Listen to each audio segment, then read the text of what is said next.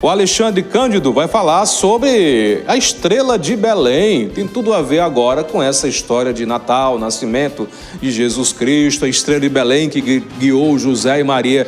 Será que existe de fato essa estrela de Belém? E se existe, quem é ela? Ou será que é um planeta? Há quem diga, Alexandre, que na verdade era um disco voador que estava guiando José e Maria lá para o nascimento de Jesus Cristo. Mas sobre o olhar da astrofísica, aonde está a estrela de Belém? Bom dia. Bom dia, Conrado. Bom dia a todos. A gente vai fazer mais que um exercício de pensamento, né, para a gente ter uma noção de como era a visão do mundo, dos povos daquela época. E a gente tem que excluir, né, deixar de lado, né, as questões de traduções, de interpretações bíblicas, não é? Vamos focar só no que tange a astronomia, né? Porque há vertentes religiosas que acreditam que é uma alegoria, outros dizem que foi literal, outros dizem que não era uma estrela realmente, mas sim um anjo. Então vamos ver aqui só na questão de fenômenos astronômicos que ocorreram, visto pelos magos, né, como uma interpretação de um sinal de que um rei havia nascido ali no Oriente Médio.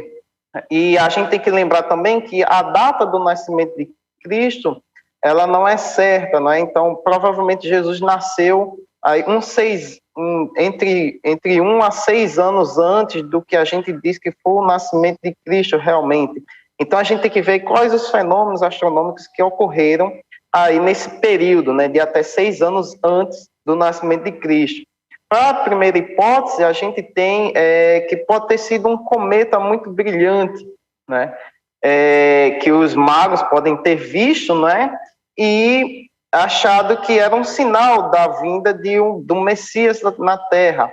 Um candidato a isso pode ter sido o cometa Encke, né, que ele é um cometa de passagem curta, né, ele passa pela Terra a cada 3 anos e meio, e naquela época, segundo os cálculos, ele passou muito próximo à Terra, tanto é que quem observava ele naquela época via que a cada dele se movia um palmo no céu. E a tradição cristã diz que os magos vinham da Babilônia em direção a Jerusalém. Então, para a visão desses homens, realmente parecia que o cometa estava indo em direção a Jerusalém, da posição de onde eles vinham. Só que a gente tem um problema, que na época o céu era tido como imutável, regular e apresentava o divino. E os cometas geralmente eram associados a tragédias, a mau presságio ou prenúncios de coisas ruins. Então o cometa fica meio que descartado. Só que o curioso é que, até hoje, a gente usa comumente o cometa como sendo a estrela de Belém. É que você vê que a gente feita lá nas árvores de Natal, né? Pega uma estrela com uma certa prolongamento, né? Aquilo é a representação do cometa. Isso se deve ao fato do pintor Giotto, que no século XIV pintou o presépio, né? Fez uma pintura bem famosa, que é conhecida até hoje, né? A Adoração de Pádua, como um cometa, né? E aí quase que geralmente a gente usa isso até hoje como sendo cometa. Uma outra possibilidade pode ter sido uma supernova, né? Quem levantou essa hipótese foi o astrônomo Kepler, que a gente estuda no ensino médio, as leis de Kepler, que pode ter sido a explosão de uma estrela, né? Que é o suspiro final de uma estrela, quando ela está para morrer, ela explode e liberando uma quantidade imensa de brilho, algumas até brilham até mais do que a lua cheia, passando meses brilhando assim no céu. Então, certamente, um fenômeno desse pode ter, com certeza, ter chamado a atenção dos magos, e eles têm interpretado isso como um sinal do nascimento de um rei, né? E aí a gente tem que ver a posição que essa estrela possivelmente teria explodido. Infelizmente, a gente não tem nenhum registro de outras culturas ou de outros povos de que tenha sido isso que tenha ocorrido. E o que fica sendo mais provável são os alinhamentos planetários, né? Excluindo a questão dos discos voadores, né? Que há quem diga que Jesus era um alienígena, né? Mas vamos deixar isso de lado. E que o mais provável pode ter sido um alinhamento de planetas, né? Como aconteceu ano passado, né? Justamente próximo ao Natal, o alinhamento entre Júpiter e Saturno.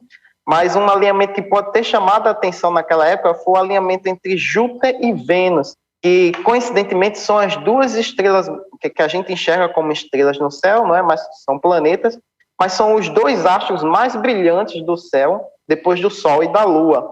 E pode ter sido uma conjunção excepcional. O que é uma conjunção excepcional? É um alinhamento perfeitamente, né, tão perfeito que daqui do ponto de vista da Terra, esses dois astros estão tão próximos, aparentemente, que eles se confundem como sendo um só, adicionando o brilho dos dois.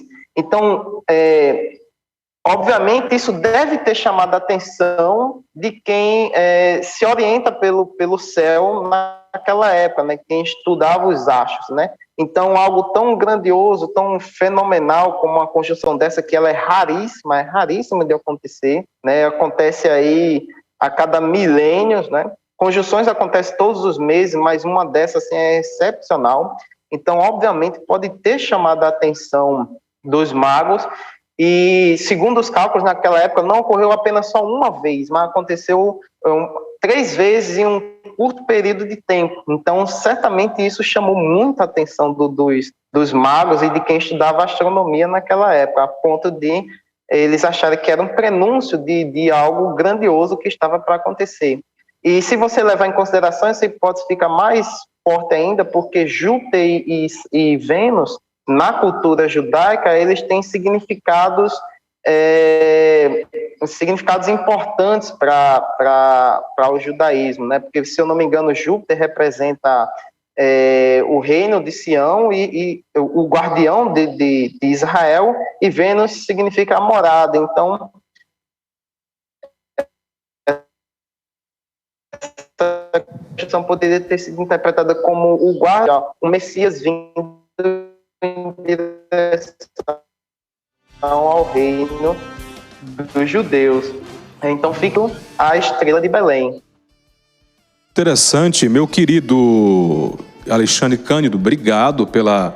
Sua participação é sempre uma aula que a gente tem gratuitamente de astrofísica.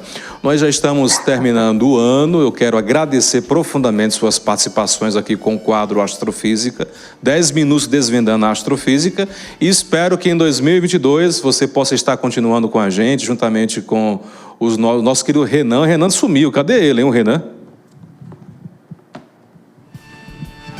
Oi, Alexandre. Está muito ocupado com o doutorado. Está ocupado com o doutorado. Está muito ocupado com o doutorado. Eu vou dar um puxão de orelha nele lá. Com certeza. Aí eu fiquei com o papel de... A conexão está cortando. Essa empreitada, né, enquanto ele não desafoga mais. Com a responsabilidade de, né, ficar aqui tomando conta, por enquanto, sozinho, né? Às vezes eu consigo trazer Michele, né?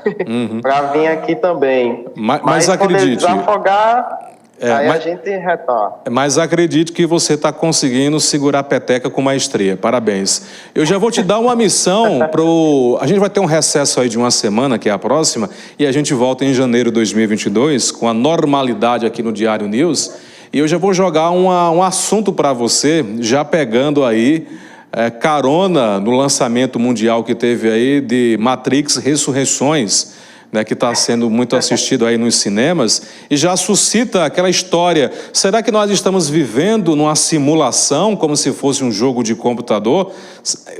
A astrofísica entra nessas questões aí de que provavelmente o nosso universo é um universo holográfico? Há hipótese com isso, e principalmente o pessoal na área da computação, né, não por acaso, trabalha com essa hipótese de que possivelmente a gente pode ser algum tipo de programa ou simulação de computador. Mas aí questões mais profundas, e dá um vídeo realmente para falar só sobre isso. Pronto, 2020... se estamos de fato ou não. Na sua próxima participação, você traz esse assunto?